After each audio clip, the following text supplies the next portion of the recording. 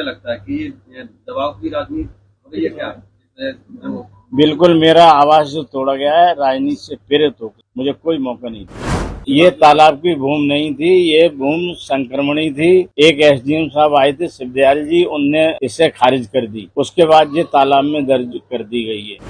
हमारे पास सिविल का भी स्टे है, हमारे पास हाई कोर्ट में जो हमारा केस रजिस्टर्ड हो गया है उसकी भी हमने एडीएम साहब को हमने दिया है कागज, लेकिन हमारी कोई सुनवाई नहीं है। एक व्यक्ति विशेष जो हमसे जलता है, ईर्ष्या रखता है, उसी ने मेरी जो हमसे चुनाव में हार चुका है और चौथे नंबर पे है और अलोकप्रियता की पराकाष्ठा पे जी रहा है, उसे व्यक्तिगत रंजिश मान के उसने मेरे प्रति ये कार्रवाई करवाई। चेयरमैन साहब, आपके मैरिज होम को आज प्रशासन द्वारा ये आप ये भूल जाइए, ये मैरिज होम है। ये मेरा मकान था, आवासीय मकान था, जिस पे हम रहते थे और मेरी बहन रहती थी। और यह जमीन हमने जो है प्रत्येक कई लोगों से बेनामे से खरीदी है। कहीं हमने 1 इंच भी जमीन नहीं घेरी है। इस जमीन की पूरी तरह संक्रमणी थी। एक एसडीएम साहब आए थे शिवदयाल जी, उनने हमारी भूमि को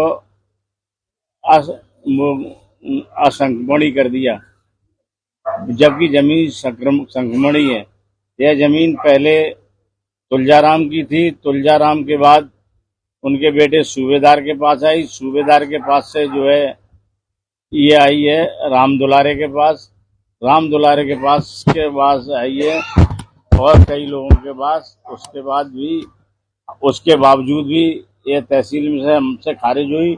उसके बाद हम एडीएम साहब के यहाँ दावा हुआ हमारा, एसडीएम साहब के यहाँ मेरा दावा खारिज कर दिया और हमें ये टाइम नहीं दिया, बताया गया ये कब तक का आपको टाइम दिया, जबकि प्रत्येक जो फैसला होता है उसमें टाइम बताया जाता है, इतने दिन का टाइम है, आप दूसरी कुछ ऊंची अदालत में आप अपना अपील दायर कर सकते हैं। चेयरमैन साहब ये बता रहे हैं कि ये तालाब की भूमि थी और कई बार आपको नोटिस वगैरह दिया गया, लेकिन ये तालाब की भूमि नहीं थी, ये भूमि संक्रमणी थी।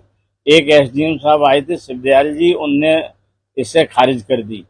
उसके बाद ये तालाब में दर्ज कर दी गई है। प्रशासन का कहना है आपको नोटिस दिया था खाली करने के लिए, लेकिन आपने मुझे कोई नोटिस नहीं दिया गया, न मुझे समय सीमा दी गई और मेरे पास सबके बैनामे हैं जिन से मैंने खरीदी है। चेयरमैन साहब एक सवाल है आपसे, इस समय चूंकि कैल सीट खाली हो चुकी है, चुनाव होना जल्दी और आप समाजवादी पार्टी के चेयरमैन भी और उनकी मुखिया से काफी करीबी है आपकी, क्या लगता है ये कहीं राजनीतिक की वजह से तो नहीं कार्रवाई? 100% राजनीतिक द्वेष से तोड़ा गया है मेरा आवास। और इस तरह के करल में 14 तालाब है, किसी के ऊपर कोई कार्रवाई नहीं की गई। एक व्यक्ति विशेष जो हमसे जलता है, ईर्ष्या रखता है, उसी ने मेरी जो हमसे चुनाव में हार चुका है और चौथे नंबर पे है और अलोकप्रियता की पराकाष्ठा पे जी रहा है, उसे व्यक्तिगत रंजिश मान के उसने मेरे प्रति ये कार्रवाई करवाई। शिकायत उसी व्यक्ति ने की थी सबसे पहले आपने? उसी ने की है और वो किसी का प्रिय नहीं है और भाजपा का भी प्रिय नहीं है। आपको क्या लगता है कि ये दबाव की राजनीति हो गई है क्या?